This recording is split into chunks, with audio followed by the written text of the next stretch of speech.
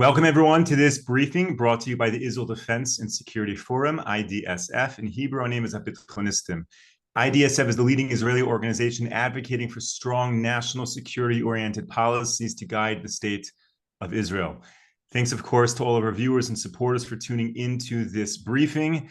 And thank you for all of you who have switched with us to this new time in the States. We're still doing at 5 p.m. here in Israel, but as they changed the clocks in the US, so great appreciation to everyone who has adjusted their schedule to be able to join us live. I'm very pleased to be joined today by David N. Weinberg, who is a regular contributor to IDSF's research department and the senior managing fellow at the Mizgav Institute for National Security and Zionist Strategy in Jerusalem. He also is defense, diplomatic, political, and Jewish world columnist for the Jerusalem Post and Israel Hayom newspapers, and an accredited expert on Israeli and kosher wines. He was senior advisor to then Deputy Prime Minister Natan Sharansky and founding coordinator of the Global Forum Against Anti-Semitism in the Israeli Prime Minister's office. David, thank you so much for joining. My honor and pleasure. So we find ourselves right now in the Muslim holiday of Ramadan. Are you able to explain to us how that does affect this war right now in Israel? So, sure enough, this year, like almost every year, everybody fears escalation in Ramadan, meaning violence. And this year, more than ever before, since we're in a war with Hamas, and Hamas and its mouthpiece, the Al Jazeera broadcasting network, are religiously calling for expansion of the Hamas war, which they call the Al-Aqsa flood war, to Al-Aqsa, meaning the Temple Mount in Jerusalem, Jerusalem in general, and Judea and Samaria, through terrorism and uprising.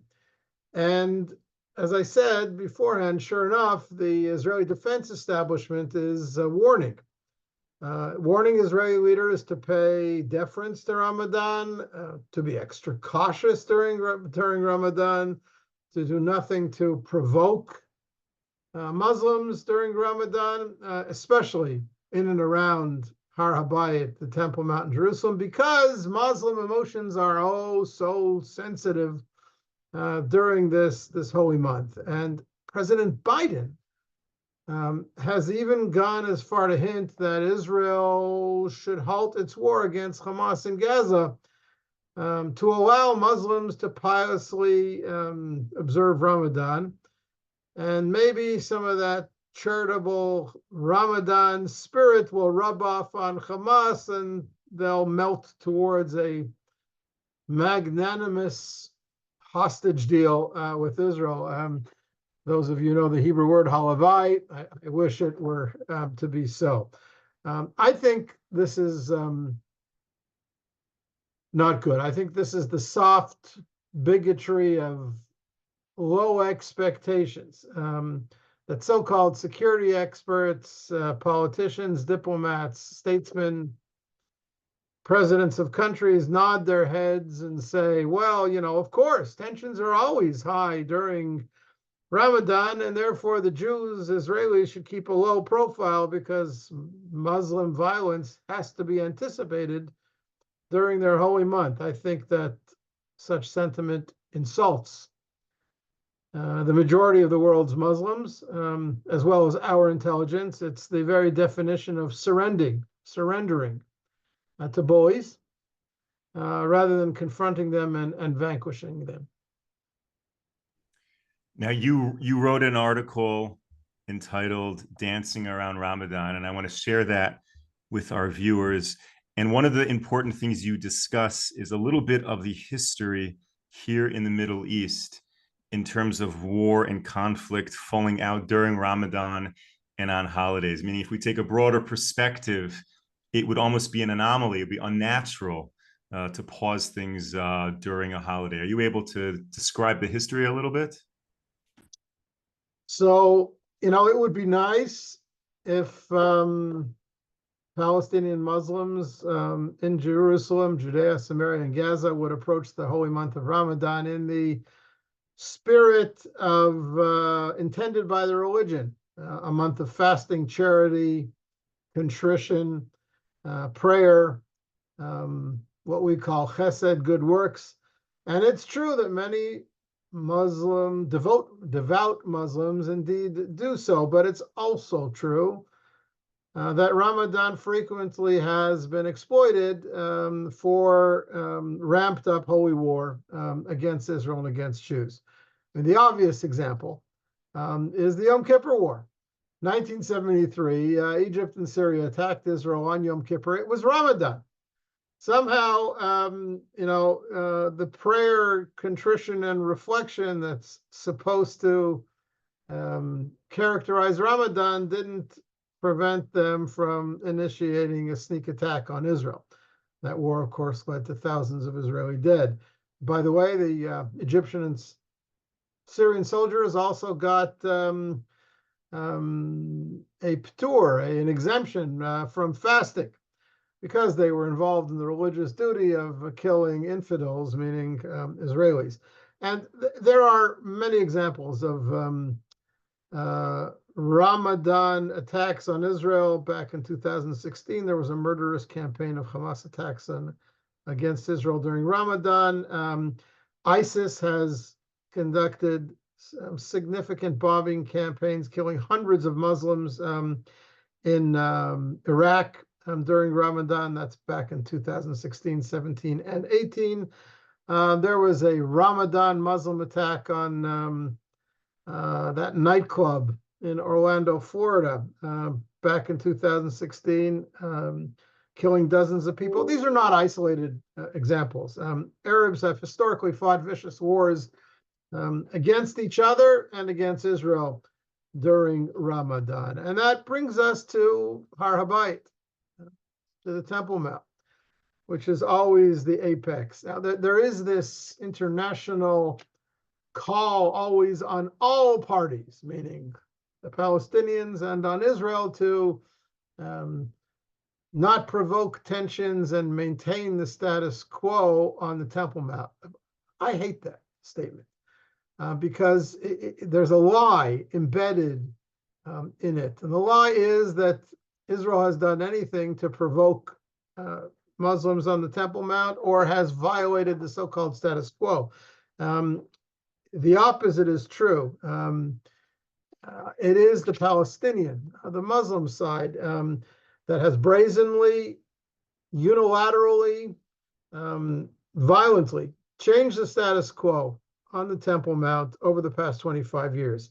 It's radical Palestinians, radical Islamists, who have turned the mount into a base of operations against Israel instead of protecting it as a zone of prayer and peace. And Israel, on the other hand, has acted with the utmost restraint. I would even argue with too much restraint in the face of Arab assaults.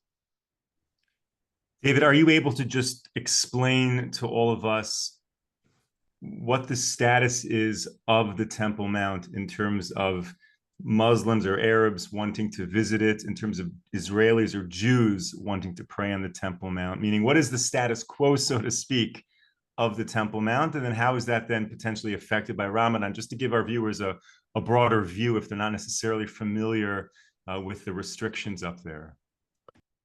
Okay, so let's go back in history a little bit. When Israel liberated Jerusalem in 1967, the Six-Day War, the Israeli government decided to allow an Islamic religious trust called the Waqf, W-A-K-F, which was then controlled by the Jordanians. Today, it's jointly controlled by the Jordanians and the Palestinians.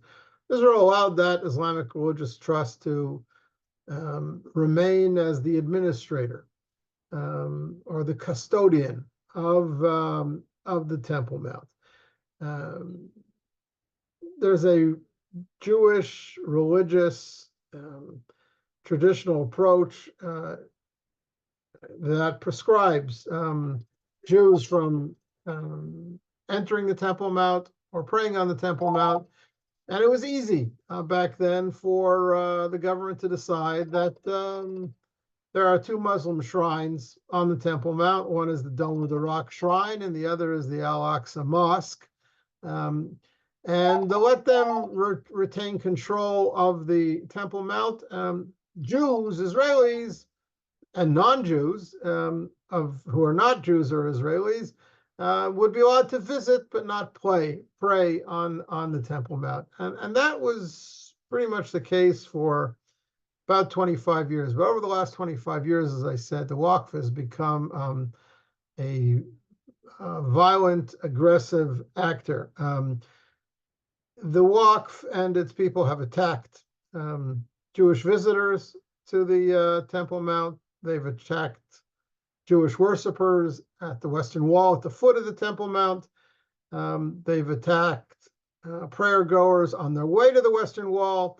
They've attacked Arabs that they don't like the Emiratis and Bahrainis when they come to visit the Temple Mount. They don't like the Emiratis and the Bahrainis because their countries signed Abraham Accord treaties with Israel.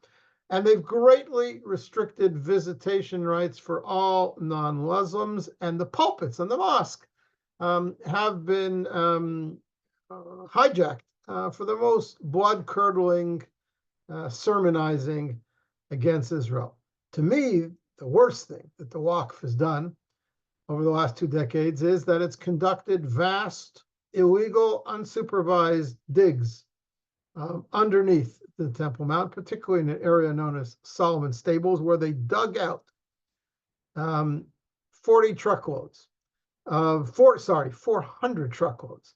of Jewish archaeological treasures, and they dumped it unceremoniously in the Kidron Valley at the foot of the Temple Mount.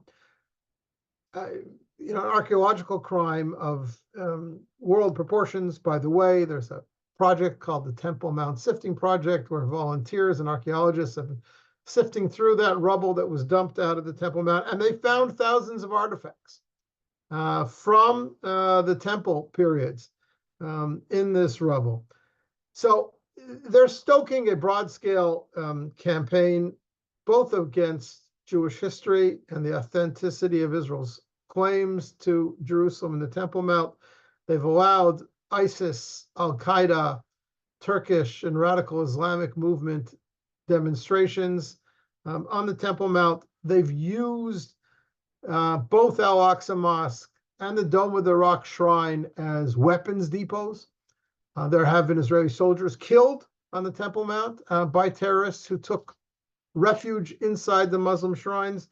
And as I said earlier, all the while you have Western progressives and other gullible spokesmen babbling about Israel's unprovoked actions, or calling for, or Israel violations of the status quo and calling for a restoration of the status quo. And I ask, what status quo exactly do all these Western spokesmen want Israel to go back to? The only status quo that exists today is one of Muslim violence and Israeli defense. This is a problem. It's a problem that's not just comes from the Muslims, it comes from Israeli government reticence to actually confront the radical Muslims on the Mount. And as I said, because we're in the midst of a war with Hamas now, and Hezbollah on the northern border could erupt any moment, Israeli governments seem to have gone mute in the face of these slanders and provocations, preferring all the time to restore calm, to swear fealty to a status quo that is long dead, and it's a problem. And in your experience, all of your research, have you found any correlation between Israeli restraint in terms of access to the Temple Mount and a decrease in violence? Does it go that way? The more we back off, the more kind they treat us. No, probably just the opposite. There is a dynamic of escalation in the broader Islamic and Arab world against Israel, as we know. And Jerusalem has become the rallying cry. I mean, even the so-called moderate Palestinian Authority, headed by Mahmoud Abbas, has used the Temple Mount as a cause célèbre to rally their troops against Israel. There have been, sit-ins, nighttime sit-ins, hundreds of thousands of young people who've been bussed into the Temple Mount in order to defy Israel. And it runs up against what is an awakening on the Israeli side as well, because there is a movement. I think it's a blessed movement to make the Temple Mount into more of a central Israeli demand. I mean, why should Jews not be able to pray on the Temple Mount?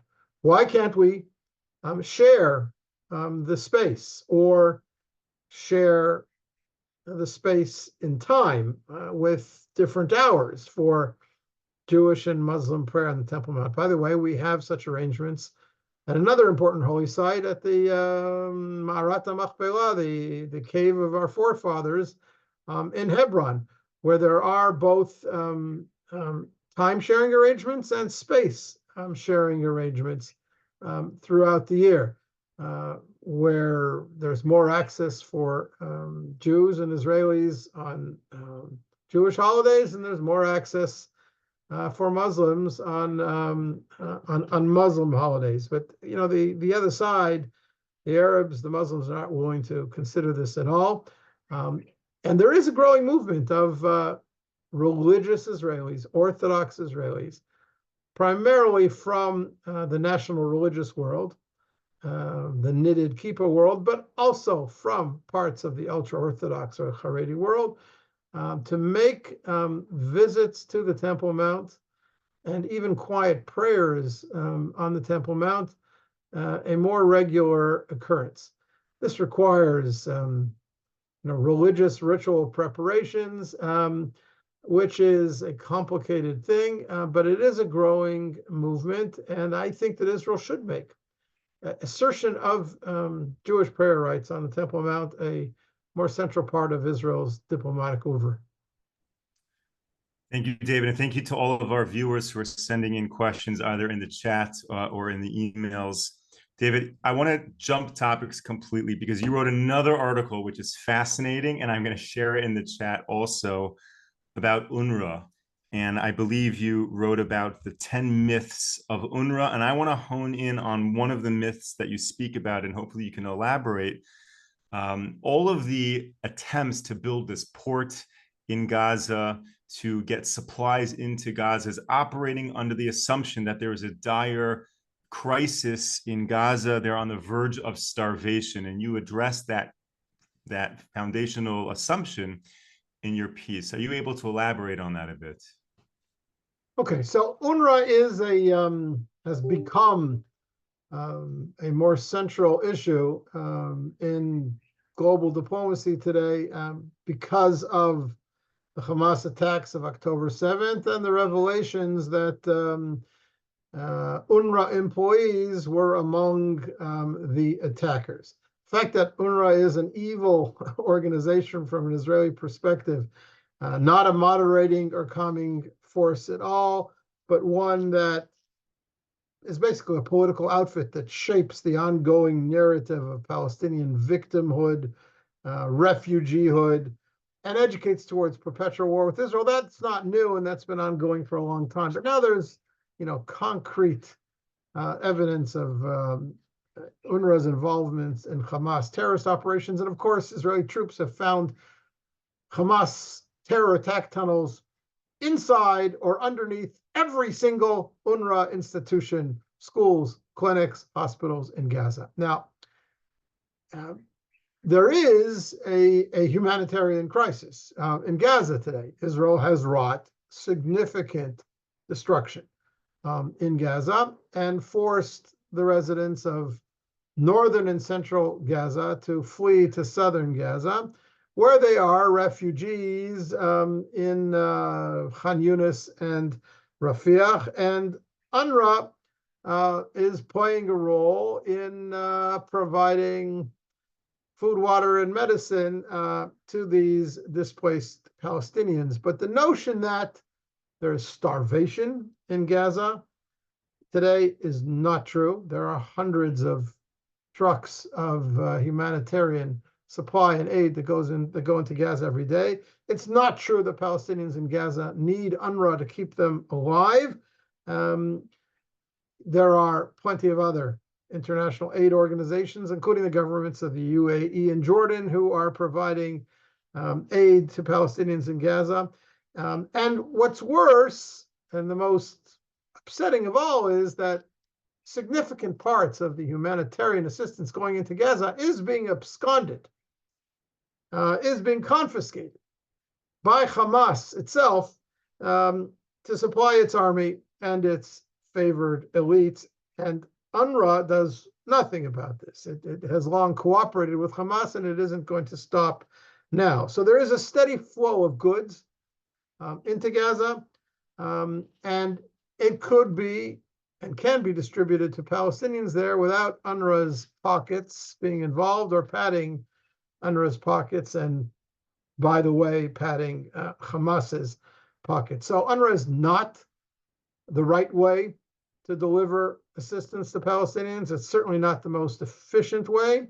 There are far more efficient, less corrupt, and less grossly political aid agencies, some of which, as I said, are already present in Gaza and the West Bank, that can be mobilized to replace UNRWA.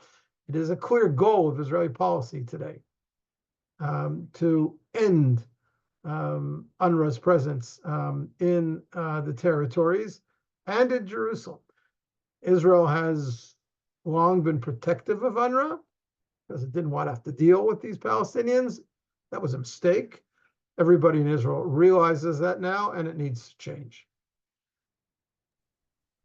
Thank you, David, for entertaining all these questions. I'll ask a final question before we run out of time. In your view, if UNRWA is not the solution, should another international agency step in? Should Israel directly do it through the IDF, or should Gazan society be forced to build their own mechanism of dispersing the supplies amongst themselves? Which of those three options do you see as the best moving forward? Yeah, so this is a difficult dilemma. Israel did not want to get into this. If you recall, when the war began 4 or 5 months ago, Israeli policy was, Gaza is no longer our problem. We're going to lock the doors, throw away the keys. Not one drop of fuel, water, or medicine will enter Gaza via Israel anymore. It's the Palestinians' problem. It's the international community's problem. That's no longer the case because the international community, beginning with Washington, has forced Israel into a situation where the world considers Israel responsible for getting humanitarian assistance into Gaza. The world's not prepared to have Israel pound away at Hamas while so many Palestinians are suffering. You can like it, cannot like it. That's the situation we're now in. And Israel has acquiesced in an American plan, as I'm sure everybody on this call has read, to provide aid, international aid to Gazans from the sea through some sort of floating temporary port that the American army is going to establish off the coast of Gaza. And there's a first American ship on its way from Cyprus to the Gaza coast as we speak. How is that going to work? Who's going to distribute the aid once it hits the beaches of Gaza? Is it not going to be confiscated, absconded, and controlled yet again by Hamas? These are good questions. I think that the majority opinion in Israel is until we get our hostages back, we have no humanitarian obligations towards the Gazans. But Israel is being forced into this by Washington and international opinion. David Weinberg, thank you so much for joining. Thank you to all of our viewers and supporters for tuning in. We will be back with you tomorrow, 11 a.m. Eastern Time. We have a very important issue to discuss tomorrow because just today in the Knesset, a new law was passed allowing victims of terrorism to sue the Palestinian Authority for compensation. IDSF was very involved in that proceeding, and we're going to discuss it tomorrow on our briefing. So please join us tomorrow, 11 a.m. Eastern Time. David, thank you. And until then, stay safe, stay strong. Take care, everyone. Good night from Jerusalem.